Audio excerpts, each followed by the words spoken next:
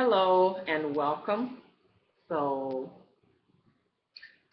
this is it, the final video. And first of all, I just want to say congratulations to everyone who made it through the class. I know this was not an easy class, it was a very challenging and daring class for some of us. And so, you should all be proud of yourselves for making it through. And hopefully, having taken this class, you feel more comfortable and more confident with public speaking and just speaking in front of a group of audience in general. So, good job. Now, from the very beginning, I had mentioned in the introductory video that we did the reason why I personally didn't like public speaking, and it was mostly because I'm very self-conscious and afraid of the unknown. See, I'm one of those people who I have to know everything. I don't like too many surprises. I love knowing everything about everything that I'm doing. And so, yes, afraid of the unknown. But then I thought, well, my 2015 resolution would be to try something new, get rid of some old habits, experience new things, try new things. And so, yeah, 2015, I decided it was going to be a different year for me, a new year, a year where I just tried different things and pushed myself to really get out of my old habits. And so I enrolled in public speaking, and I actually ended up liking it. And what I found out was that exactly what I was afraid of in the first place. What I found out was that part of the reason why I was afraid of public speaking was because I just simply didn't know all the process that was involved in public speaking and all the elements of public speaking. And just with anything, if you are not sure about anything in life, it makes you scared because you just don't know, fear of the unknown. And so, but having read the book and learned about how to prepare a speech and what to do and what not to do and how to do it and how not to do it, I became more comfortable and more excited taking the class. And so that was a good eye opener. And then from there, I just took off with it and started having a blast. And one of my favorite subjects in the book, I mean, I love the textbook. The textbook was very, very good. And I loved reading through all the chapters that we were assigned. But my favorite chapter of all was chapter 7. And I would like to share that with you guys if you don't mind. And chapter 7, just a few things, not the whole entire chapter. Chapter 7 talks about evaluating information and avoiding plagiarism. And things that stood out the most for me was the part where it talks about recognizing the fallibility of experts and how experts can be a good source of information, but don't assume they are infallible, and that experts do make mistakes. And this one was really one of the things that I really took to heart because, see, the thing is, in the past, whenever I would see a document that was written by Dr. So and so or by this psychiatrist, whenever it had that type of title, like it had an expert name attached to it, I would assume that that information was automatically reliable and truthful, right? Because, and I think a lot of us do that. You know, we see something, and because it's coming from an expert, we automatically assume that for that reason it must be reliable and it must be a good source because it's an expert. I mean, experts are known to provide good and solid and legit information, right? So that was the thinking that I have, but according to the book, you know, experts do make mistakes. In fact, they make a lot of mistakes. And so the book talks about how don't be fooled by the name. Just because it's written by a doctor with a PhD or a philosopher or whoever, don't assume that it's good information because sometimes it's not. So that was a very eye opener. That was one thing that I really that stood out to me. The other thing was it mentioned was to not be dazzled by high tech design. Now, this is me right here because I am a sucker for this. I love, love, love, love all things dazzled and high tech and big bright lights and very attractive things and just things that are flashy in general. And so I read a lot of magazines, especially home design magazines and stuff like that. And so I would see pictures and fashion magazines too, and I would see pictures and be like, ooh, wow, that looks awesome. Like, oh my gosh, like I want that, or I want to go there. Oh my gosh, can you see that? So that's me right there because I like flashy things. Like I like things that are done in a big way that catches the attention and just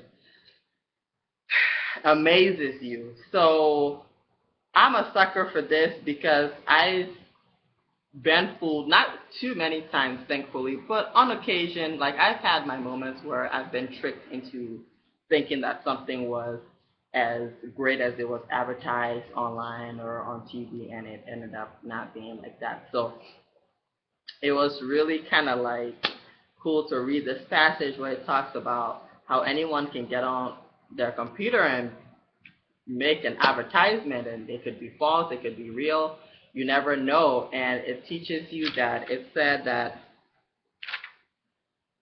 a study by Stanford University psychologist B.J. Fogg found that people usually judge the reliability of a website by its appearance, not by an investigation into who sponsors it.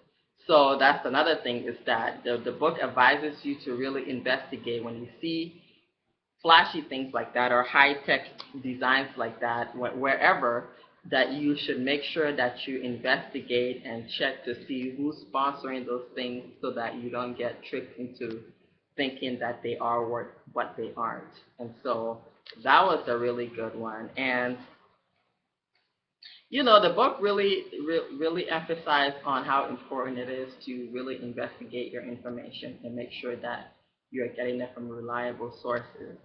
And there is a really cool example in here. You guys probably saw this picture of China, and it says 12 days for $375. And I mean, although I like, now this wouldn't have done it for me. The one I saw was a little bit more high tech than this. For me, it has to be something like extraordinary. This doesn't really catch my attention that much. So, but there are some pictures, advertisements like this that are very well done. I mean, yeah, and those are the ones that can really trap you because you look at them and they're just simply amazing and everything just looks so good and you're like, wow, like I can afford that. Like I'm going, and of course it ends up being fake. So yeah. And then the other thing that it talks about was avoiding plagiarism. Now, I'm guilty of this, I'll admit. But the thing is, I don't do it consciously. It's not something I do like, oh my gosh, I'm going to copy and paste it in. It's something we all do unconsciously. But so the book teaches you really about being very careful and paying great attention to the information you're getting from the internet. Because the other thing is that a lot of us assume, or me personally, I assume, well, if it's on the internet, once you put stuff on the internet, it's kind of like a free-for-all, which is true, but the book advises you to be very careful because people put stuff on the internet, yes, true, but they put their work on there, especially if it's an academic work or research or whatever. Like, people don't put that on the internet so you can copy it. They put it on there so that you can use it as a reference or as something to back up what you're doing, or just, you can use parts of it, but make sure that you give credit to whoever wrote it. So, yeah. So just because something's on the internet doesn't mean that it's a total free-for-all that you can just have your way with it, especially with very, with research documents and those sort of things, like these essays and whatever that people put on there. So, the book talks about plagiarism and inappropriate paraphrasing, and how even the simplest thing, like even a word from another person's document or research or essay, is considered plagiarism, because bottom line is, if it's not yours, it's plagiarism. So simply put, the minute you start to highlight and copy and paste, that's plagiarism. I don't care if it's a word, a sentence, a paragraph, a letter, it's all plagiarism, according to what the book says. So therefore, it really teaches you to be very, very careful and make sure you do give credit to whoever information that you're using. If you use any of the words or anything that's theirs, make sure you give them credit. Otherwise, it could lead to more bigger problems. I mean, it could become a legal issue where you could get in trouble for it. So the book really talks about how it's important to be careful and investigate your information too. And that's the other thing, is that to investigate your information and make sure that you're getting reliable and truthful information, because the other side to this is that people put anything on the internet. So it may sound good, it may look good, but that doesn't mean that it's true. So, definitely investigate what your information you're getting. Don't just take something from the internet and because it sounds good and use it. You have to investigate where it's coming from, who it's coming from, and what's the purpose of it being, what's their purpose, what are they trying to do, how can all that kind of stuff. So yeah, that's what I learned, and it was a big eye opener, because like I said in the beginning, I didn't really pay much attention to investigating my findings for my research or essay. And so, if you're spending 5 minutes getting information from the internet, then you need to reconsider, because according to the book, you should be spending way more time just investigating your information alone. Like when I did my essays, like I literally spent like an hour or maybe more, like just digging and investigating and making sure that, okay, this is coming from this source and who is this person. And I use a lot of quotes in my persuasive essays. Like I use a lot of excerpts from what different people have said, doctors, psychologists, but I made sure that before using that, I wanted to make sure that it was coming from somewhere legit and from something that was pretty legit and not just anything that was put out there. So yeah, anyway, so that's that chapter. Very, very good chapter for me. Now, the hardest thing about this class was actually writing the paper. Now, I'm a pretty good writer. I love English. English is my favorite subject, and I'm a very good writer. At least I consider myself a pretty good writer. And so, but I do a lot of creative writing. And with creative writing, it could be fictional, non-fictional, whatever you want it to be. You can kind of pick your audience in that sense. But when it comes to academic writing, I'm still working on it. I'm not really the best at it yet. And so that was a little bit hard for me, because for once, it's like there's a mixed audience. So it's not like where I'm at home writing a story about like a sci-fi story, and my audience is an audience who enjoys reading about sci-fi. It wasn't like that. It was like, okay, here's the assignment, and you have to pick a topic and present it to the class. And so I'm like, okay, well, I want to do this, but I don't know. It's a mixed audience, because I wasn't sure if some of my classmates were interested in the same. So it made it kind of difficult for me, and so I had to figure out a way to cater to my audience needs, like the book talks about. And so, yeah, writing, the introduction and the conclusion were the hardest part for me. The body was easy, because the body was all the stuff, evidence, and whatever I had gathered from online and my online resources. And so that was easy to write. So normally I would write the body first and then do the introduction and the conclusion later, because I was just stuck when it came to those. And they say that your introduction and your conclusion are the two things that your audience remembers, because for the introduction, you want to make it so that it's something that catches their attention and keeps them engaged for the rest of the stuff you have to say. And then for the conclusion, you have to make sure it's powerful enough to stick to their brains when they leave the room, so they're not, so they can remember what that whole thing was about, why they were even there, you know. So trying to do that was kind of tricky, and it's something that I had to practice. And so what would happen was I would write my body, and then like a couple of days later I would get ideas about the introduction, and then another couple of days later get ideas for the conclusion.